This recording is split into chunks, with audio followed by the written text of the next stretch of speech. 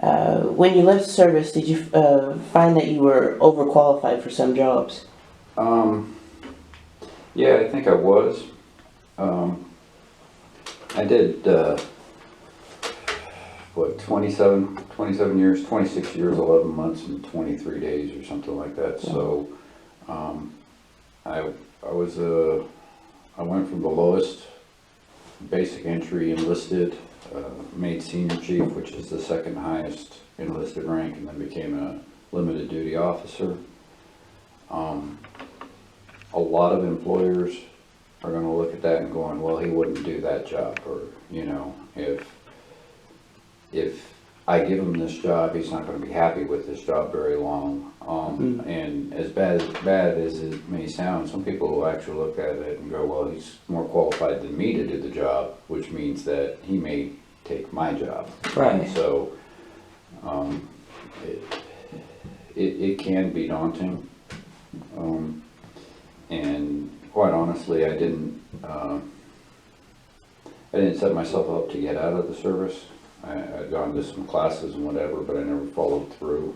And so I didn't have a job before I left in transition. So the longer you go without a job, the harder it is to actually get one, because then it's like, well, why didn't you work for that long?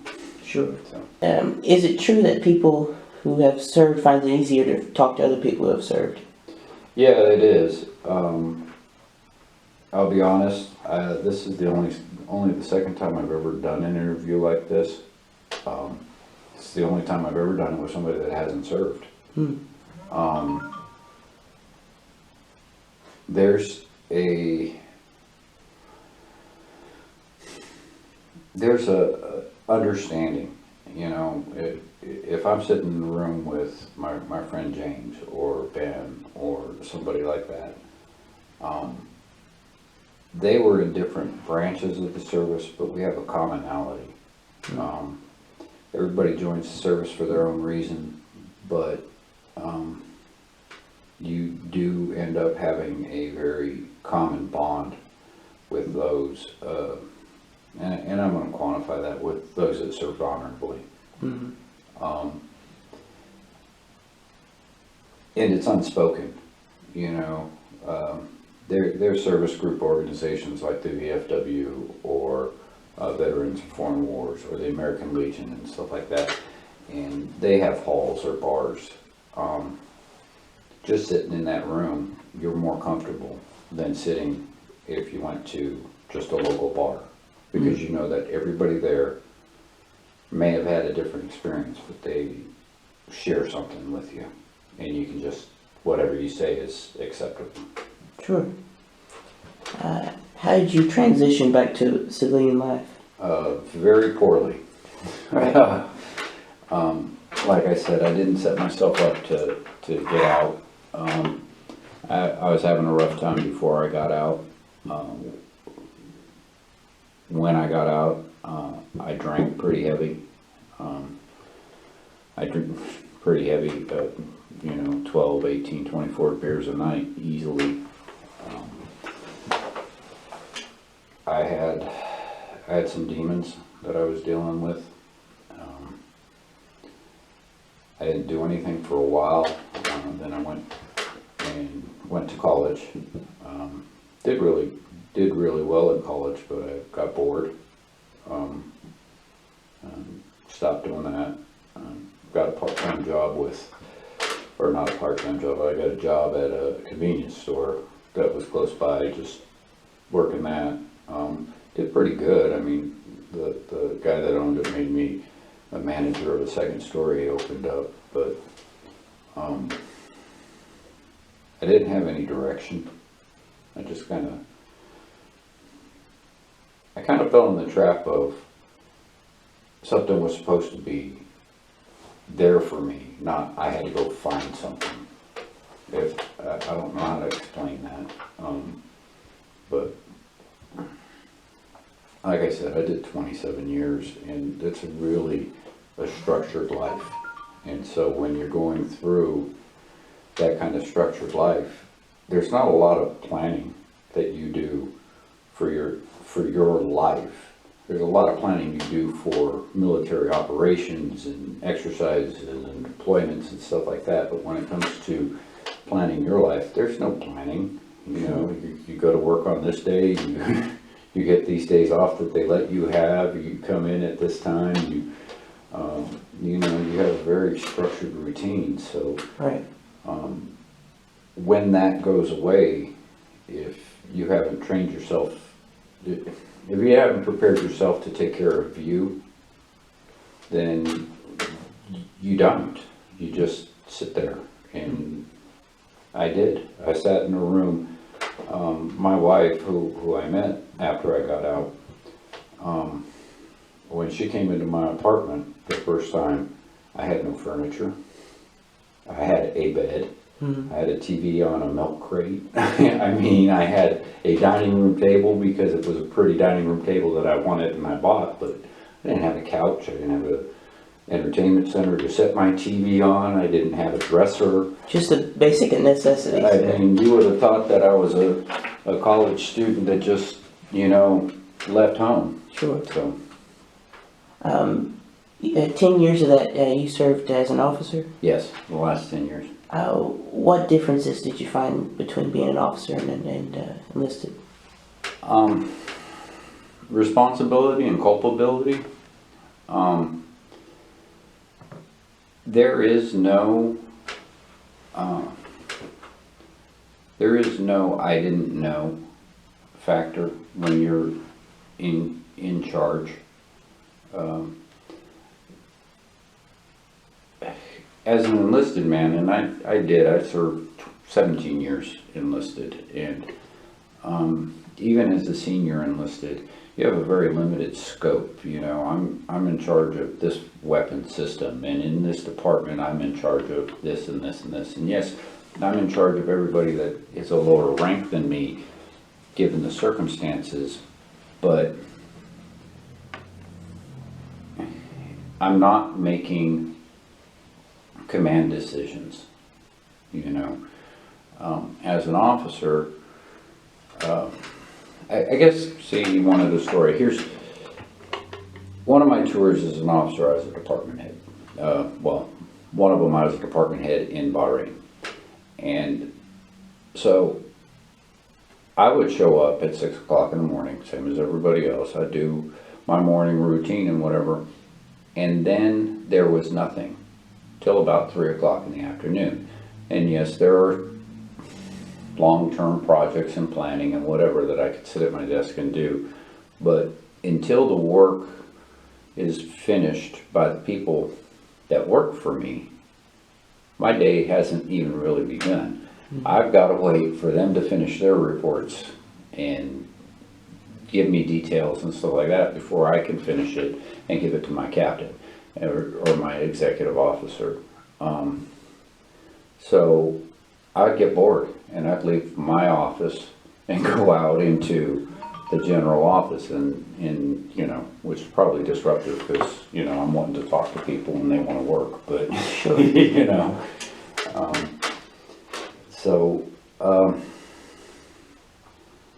but there's one side of it. The other side is there is just, officers are constantly training. You know, I was limited duty. I would never ever have been given command of the ship because that is an unrestricted line job. But from the day that I became an officer to probably the last 3 months before I left, I was constantly being trained in whether it's ship handling or leadership or management. And I had a lot of leadership training before this, but leadership and management and tactics and weapons capabilities. And, you know, when I was a fire controlman, I dealt with weapons my whole life. Doesn't matter. Now I'm talking about weapons that I've never even heard of because they're in a whole world that fire controlmen don't use, right? So, you know, I was a 5-inch gunnery guy when I first went into the Navy. So I knew everything there was about a Mark 68 Mod 19 gunfire control system. them. I knew that the projectile left at a certain velocity. I knew its maximum range. I knew its kill radius, wound radius, all that stuff, right?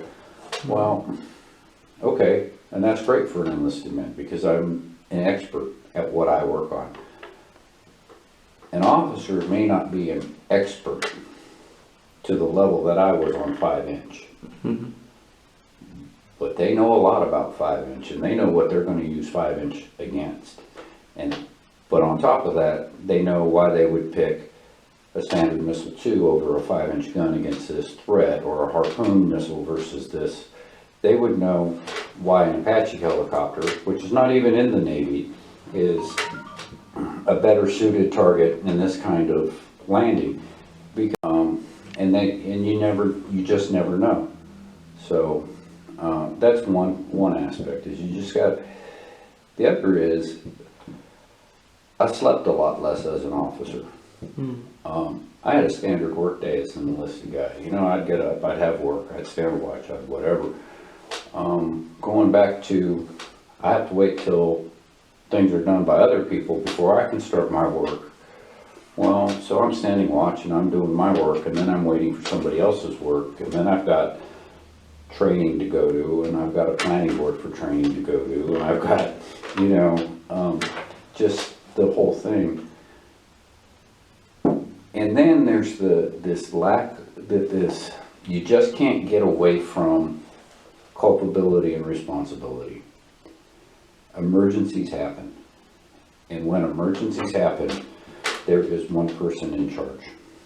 There may be a lot of people that want to be in charge, and there may be a lot of people that think that they're in charge.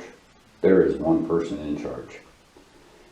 And if you're the command duty officer on a ship or on a base, and something's going on, you're in charge. Because that's your job. You're in charge because the captain's not there. You are stepping in for the captain. And the first time you have a fire or flooding on a ship, you really, it hits you. Your decisions may mean somebody dies. Your decision may mean we lose a ship. Your decisions may mean, and there's nobody to turn to say, what should I do? Because everybody's turning and looking at you. And so if you have not seriously taken that oath that you swore about, you know, I really don't know how to quantify this, you know. I mean, people, some of my friends, they really watch me when somebody that has sworn an oath to protect the public violates that. It angers me so much, because I know what that oath means. And that oath means that I'm going to save somebody's life at all costs. No matter what I do, I have to uphold what I swore to do. What advice would you have to someone who is considering joining the military? Do a lot of soul searching. Like I said, everybody joins the military for different reasons. That said, I will be arrogant and say there are better reasons than others. It is not just something to do. It gets sold as, hey, here's an opportunity for you. And it is true. It is an opportunity. But with that opportunity comes a real possibility that you're going to have to go kill somebody. And, you know, that's easy to say, oh yeah, okay, until you have to go kill somebody. And that's not easy to do. And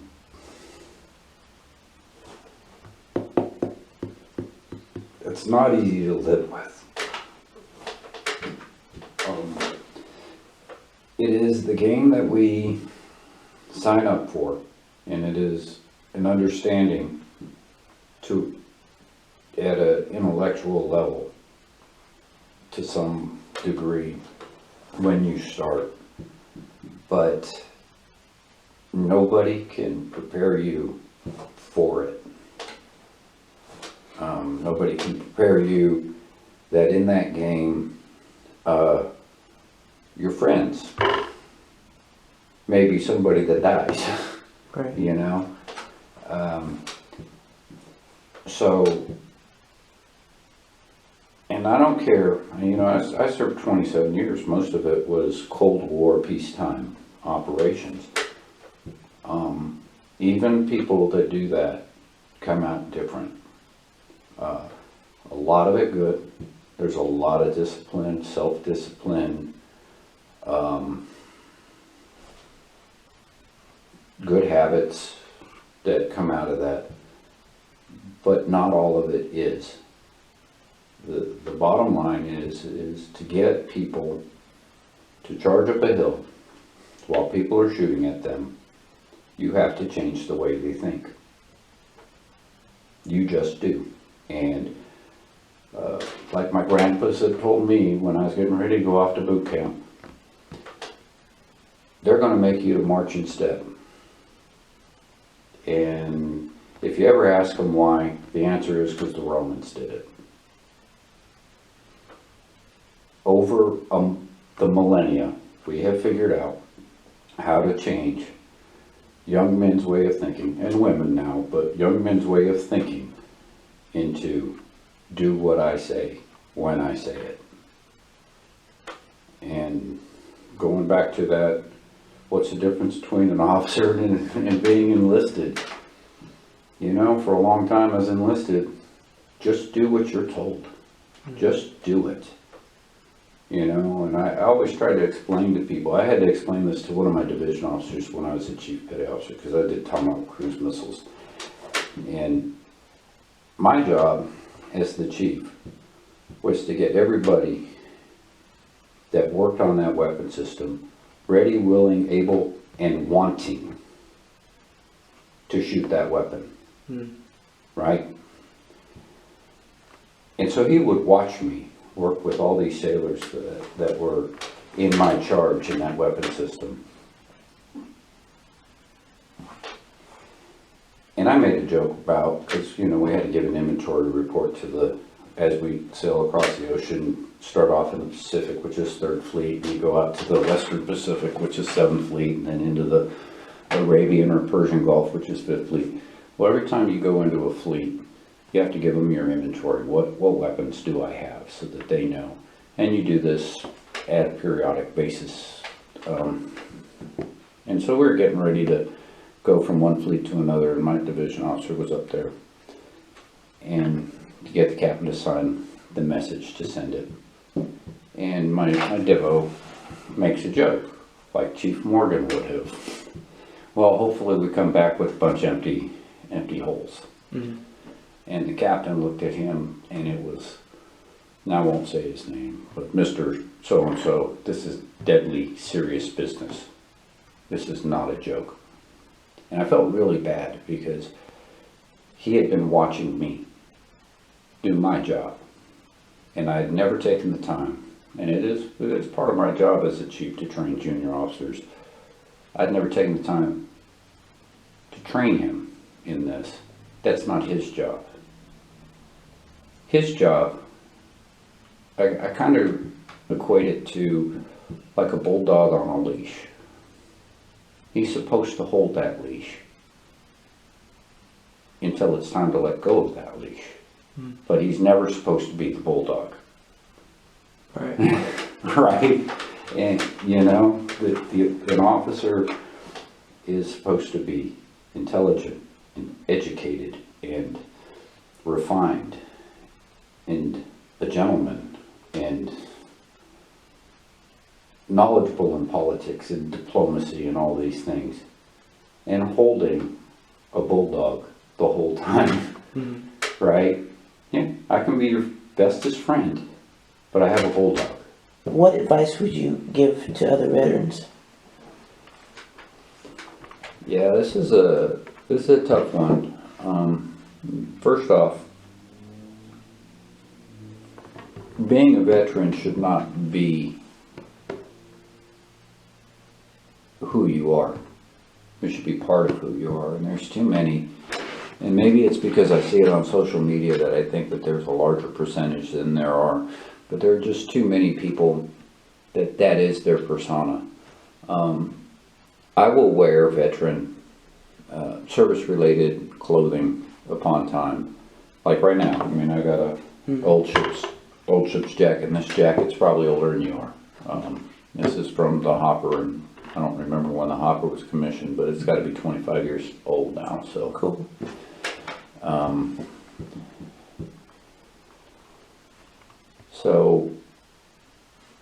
But you watch these people, and it's like everything about them is, I'm a veteran. And it's like, you know, my dad's a veteran. He was a Marine.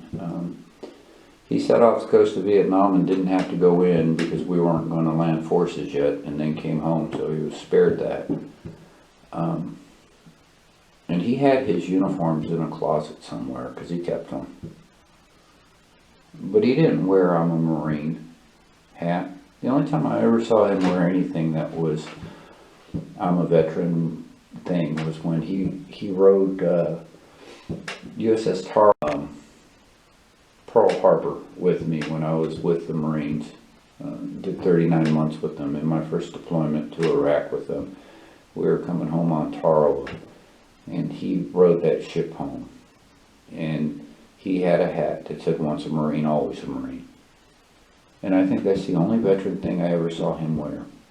Because he got out and he made a life for himself that wasn't the military. So be proud of the service you did, but it's part of your life, it's not your life. Stop getting offended because somebody thanks you for your service, especially if you wear stuff that says "I'm a veteran." You want people to know you're a veteran, but they don't, then you get upset because they thank you for it. So many people get upset on Memorial Day because they get thanked for their service. It's like, that's not what this day's about. And it's like, you know, these people don't know. And you know what you could do is you could say, well, thank you for your support, but let's remember those that didn't come home. You know, they're trying to show recognition, but because they don't know the nuances of it, you're offended. You're probably going to have to edit what I say right now, but I'm going to say it anyway, and you can figure it out. So many of them walk around like, I don't give a Yes, you do. I know you do. You know why I know you do? You're making such a point of telling me how much you don't care. You care that I know that you don't care. What kind of moron is that? You know? Get over it. Go live your life. You know, I've got my demons. My demons are a lot quieter than they used to be. Big part of that is I stopped drinking. I met somebody that was good to me. And I realized that everything that I joined the Navy to support and defend and ensure that we had in this country, I'm actually entitled to. I kind of paid this price to speak my mind as I want, to work where I want, to do what I want, you know, so long as I'm not hurting anybody else and pay my taxes, I pretty much can do whatever I want. Why don't I do that?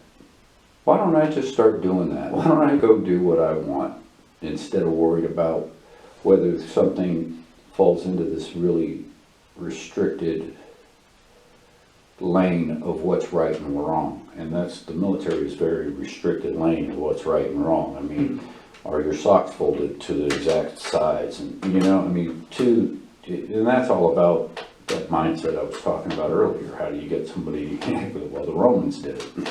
So that's how you get somebody to think like you. But I ain't gotta do that anymore. More than that, all these snowflakes or civilians or this or that, whatever you wanna, veterans wanna call them, most of them never served. And that's a true statement for the history of our country. You can go to our largest wars, and I think less than 70%, or I'm sorry, I think less than 30% of our eligible fighting age people were in the war. That's probably about right. I mean, you look at our Civil War, there were whole towns where they got every single man wiped out in it because of it.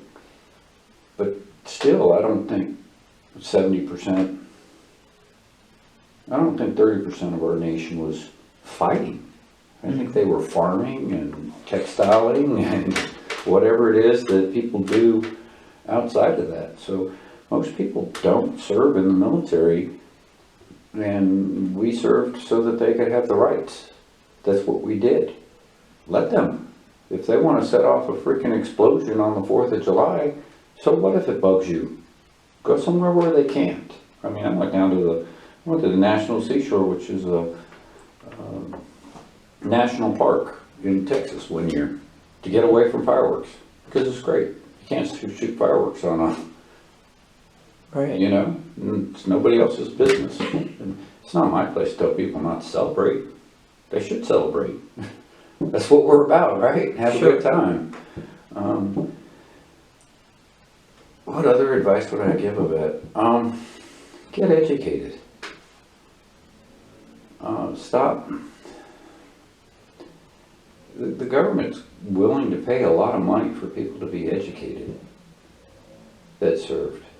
Go get educated and do it for a career you want, do it for a passion you want, do it for whatever, but go get smarter about things, you know? Don't think because your sergeant said that he heard somebody say that that's the way the world works. That life's gone, man. It's time for you to make your own decisions and come to your own conclusions, you know? And you can't do that in a vacuum. You know, I'm sure you see it where there's just this wild post on Facebook. You know, Kamala Harris said blah, blah, blah. Well, one, it doesn't even sound like something any politician would say. Two, as soon as you look it up, it's like, well, wow, that came right off of a satire page. And people are believing it as a real thing, you know? And stop being offended. Who cares if somebody doesn't like your service? People aren't spitting on our face like they did in the 70s. That's true. You know? Who cares if somebody doesn't like it? I've got a whole segment of my family that is extremely liberal. And I'm not going to get into politics, and I'm not going to get into my politics or anything. But I had a cousin when I retired that said, I'm really not a big proponent of the military, but I want to thank you for doing it for me, right? They don't have to like what we do. I firmly believe that it's necessary. You know, you can't get rid of your police force and expect criminals to be happy about that other than they get a free reign of robbing. Well, it's the same with the military. You can't get rid of our military and hope that the whole world doesn't say, you know what, that's a really prosperous country in there with a lot of resources. There's just too much. It depends on the veteran too. And I firmly believe, or at least I hope, that most veterans come home and are well adapted. I think most of them just move on with their lives. But with social media, you just get to see all the people that don't. The loud ones get heard. Yeah, yeah, so, and, I ain't gonna tell anybody not to drink, but find something better to do than drink all the time. Really doesn't make the decision making any better if you're drunk every day. So, in the military, they decide what you should be doing. When you leave the military, you've got to decide how to make a life. Yeah, absolutely. And they spend a lot of money on transition programs. How to market yourself, how to get a good job, how to, all these different things, how to use your benefits. And I hope I'm the anomaly, but unfortunately I hear I'm not. You go to these classes and then you don't do anything with them. So we're spending a lot of money to get people to not do anything with their skill set. So take those serious. Take them very seriously and start early. If they're still in the military, start setting themselves up. I used to tell the people this all the time. Prepare yourself to, and I never did it, so that's how much advice. Maybe that's a sign of how good the advice was. I don't know, but like my second tour, I started telling people, prepare yourself to get out. You don't know if you want to stay in the Navy or get out of the Navy. Prepare yourself to get out, because a month before you get out, you can always come to the Navy and say, hey, I decided to stay in, and then they'll let you. But a month before you get out, if you're not ready to, you pretty much told yourself you have to stay in the Navy. What's his name? Tim. He said you were, what was it, hockey fan? No, I love hockey. Ah. Yeah. What teams do you like? Well, I grew up, I'm sure that my parents were probably convinced they got the wrong baby when they came home. I'm nothing like my parents. Well, that's not true, but I found hockey on a UHF channel, and most people probably don't know what a UHF channel is anymore. In the suburbs of Los Angeles, I found the LA Kings, and they were still playing in purple. Mm-hmm. And I have loved the Kings from that day until about 2 years ago. I lived in Corpus Christi, and I cheered for the Stars because they were our team. Mm-hmm. But if the Kings were playing the Dallas Stars, I wanted the Kings to win. And the Kings played the Predators, and I was actually cheering for the Predators. So I think I finally like the local team again, because I haven't lived in Los Angeles since I was, I don't know, 18. Sure. So, I mean, I've done tours back through California, but I have not been stationed in Los Angeles except for a couple years in Long Beach for the whole time I was in the Navy. So, yeah, so I like the Predators. And here's a fun fact. You know why Nashville named their team the Predators? Why? Because when they were building Bridgestone Arena and they were excavating, they found a saber-toothed tiger. Really? I did not know that. Yep. That's cool. Anyway, that's about all my questions. Thank you, sir, for coming. no worries. Thank you for your service. Oh, thank you for your support.